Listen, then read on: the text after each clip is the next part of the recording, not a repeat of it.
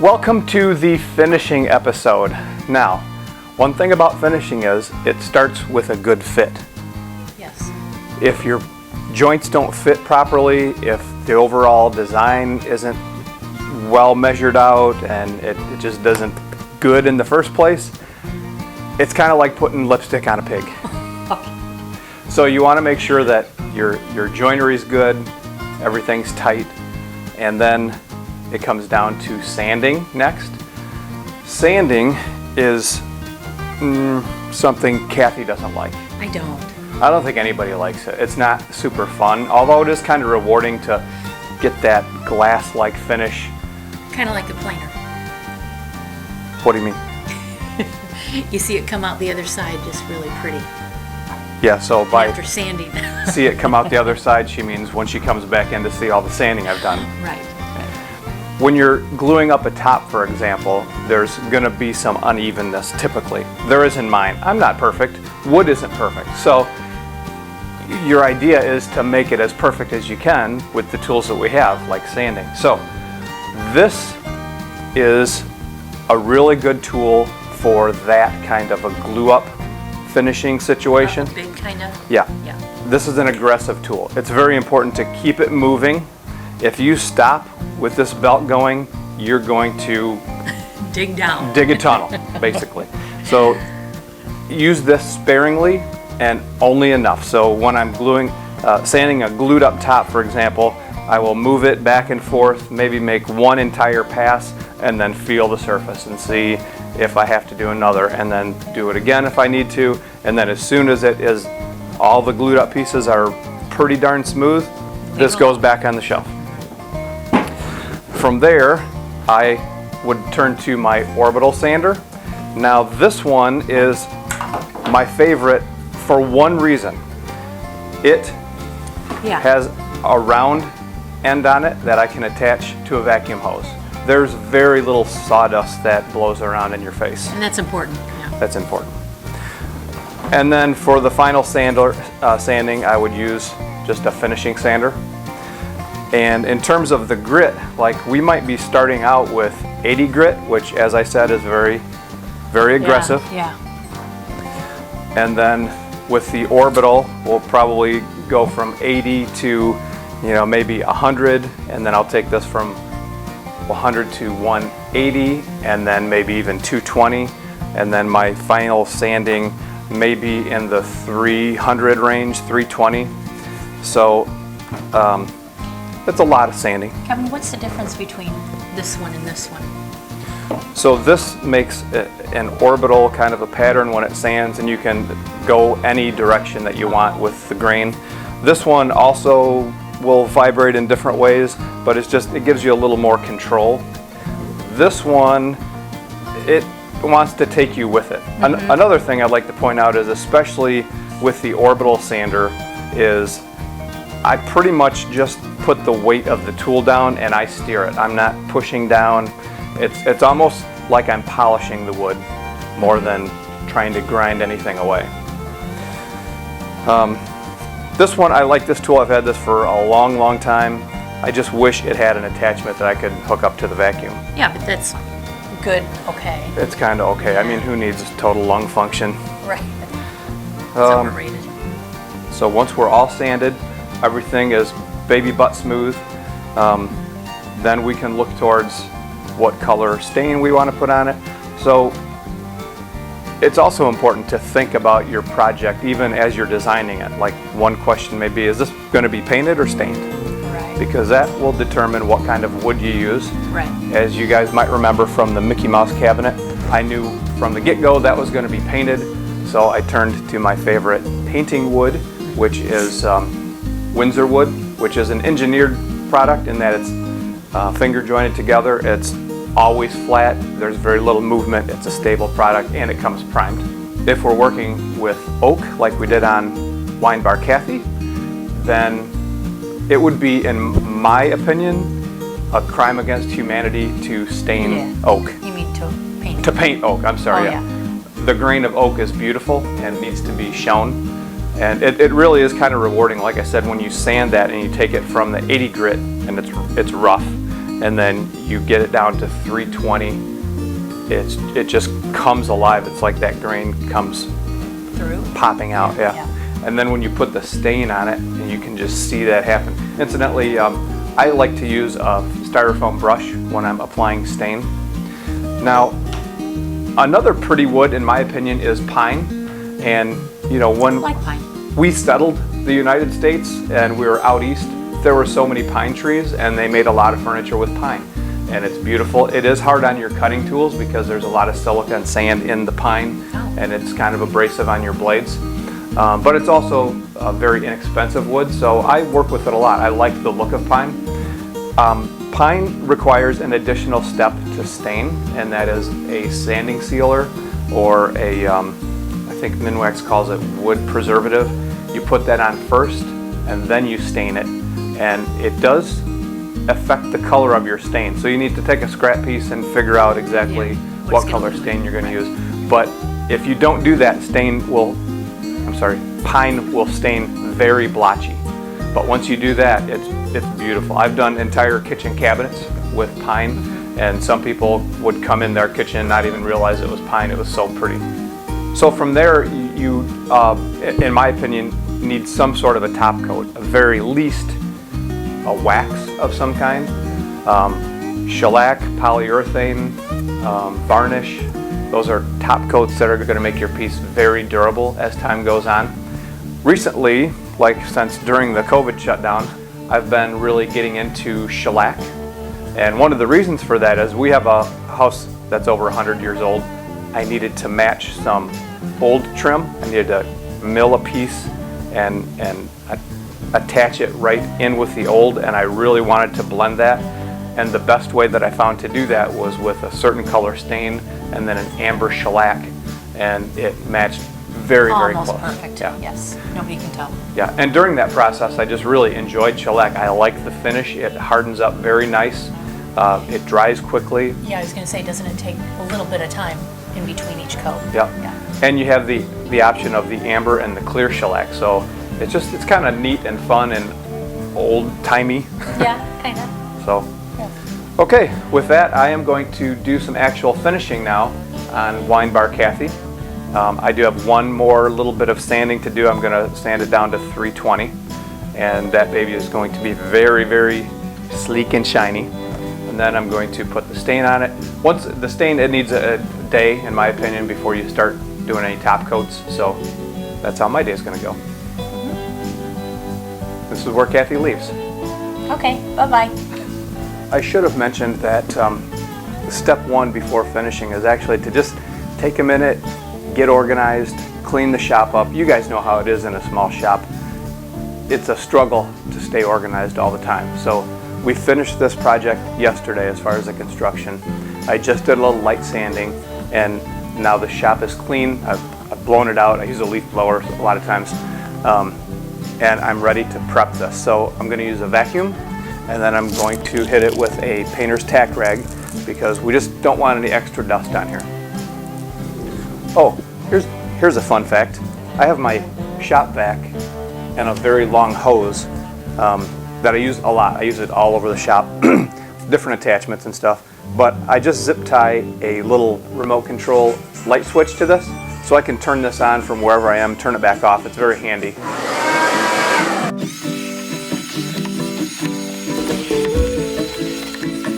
These tack rags are so sticky, and they leave my hands sticky forever, so I always put on my gloves before I even open this packet for the tack rags.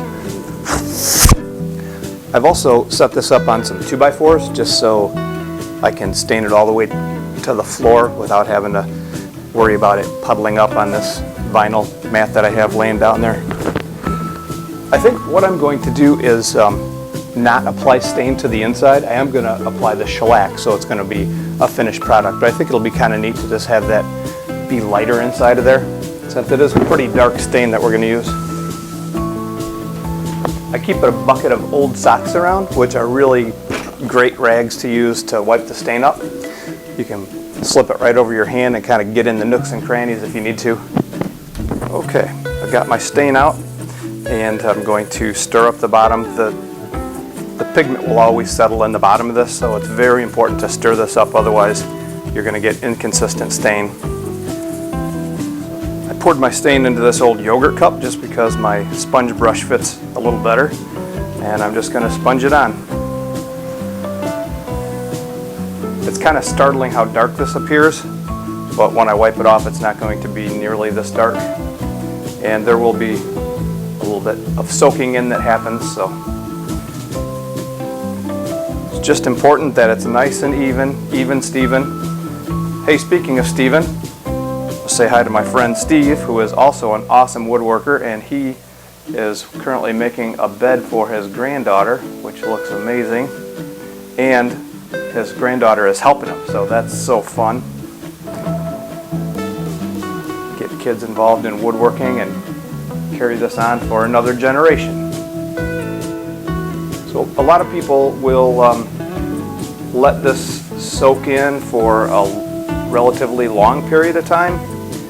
I'm not going to do that. I'm going to basically put it on one area and then wipe it off, and that's about the color that we like. But if you wanted a darker color, you could go ahead and do that. If you wanted it to be really dark and super rich, you could do this 2 or 3 times. But like I said, I'm not going to do it that way. I'm going to basically wax on and wax off. Yeah, that's just exactly the color that we want. We are trying to match a coffee table that we made earlier that'll be in the same room as this. I need to start making better notes of how I finish things in case I do want to match them down the road. I just happen to remember that this is this color stain, and then 1 coat of amber shellac, and then 1 or 2 coats of clear shellac over the top of that, and then beeswax on the top, which is what we'll do on this. It's going to look awesome. Cool. Always go with the grain, by the way. You don't want to work hard on all that beautiful sanding and then have it be kind of blotchy. Make sure you don't get any drips over the edge. So what I do, because I'm going across the grain this way, I will just come back and make sure that I don't leave any kind of a little line like that. Sweet. All right, I'm just going to go ahead and finish this up.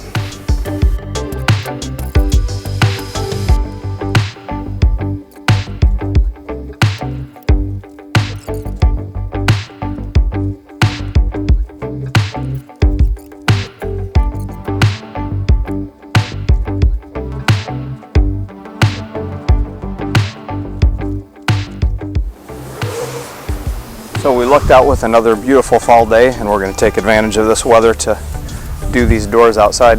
This is how I like to stain and paint doors and drawer fronts. You put a screw in each end, and then you can dangle them so you can get all the surfaces covered at one time. Now we will let them hang here until they're all dry. I'm ready to put the shellac on the unit, and I've got everything laid out here that I think I'm going to need. I've filled a little imperfection on the top with this stuff. I've never used this before, so I'm hoping for the best. Looks good so far.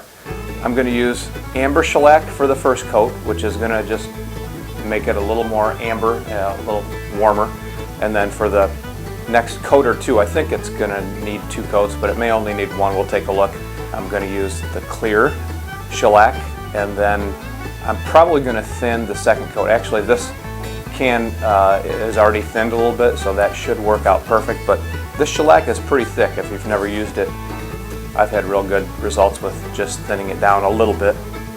And then between coats, I'm going to use 400 grit sandpaper, just very light hand sanding. And of course I'm going to use the tack cloth each time. Since it's not so warm and I can't work outside today, I've got a little rig set up so I can hang the doors and be able to shellac all the different sides and let them dry that way. So that works out pretty nice. And I've put the whole unit up on a couple of sawhorses so I can more easily reach the inside. I can't reach the top as well, but I got a little ladder I can stand on for that. So the first thing I'm going to do is take the painter's tack rag and just wipe everything off for dust. I don't do a sanding between the staining and the first coat because there's no real reason to. But I do want to make sure that there's no dust in here.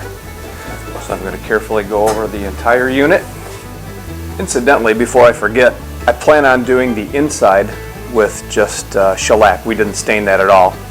And I just wanted to see how I like the amber shellac on oak that wasn't stained, and I don't like it at all. So I'm going to use just the clear shellac on the interior of this cabinet.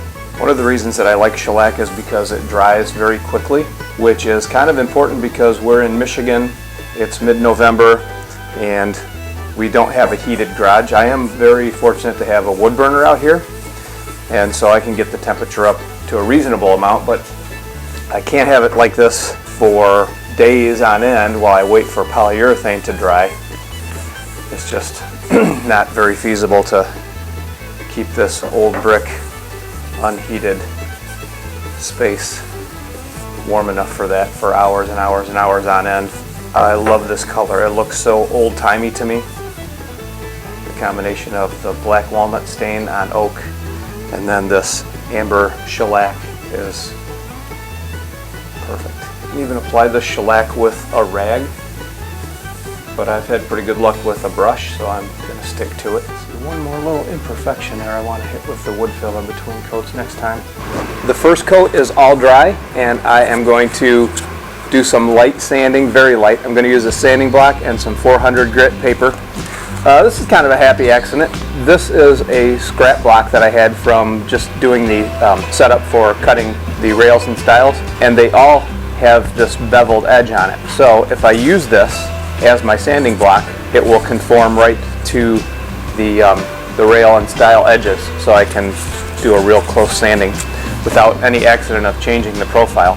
So all I'm going to do is just very lightly, kind of one pass down and back. I'm not pushing very hard at all. I'm really just taking off any of the bumps, irregularities, and then if I feel any, I can go back and hit that again very lightly. On the edge there's a little, like a run from where I brought the paintbrush maybe one too many times with a wet edge. That's all we have to do. Smooth. I'll go ahead and do this on the whole thing, inside and out.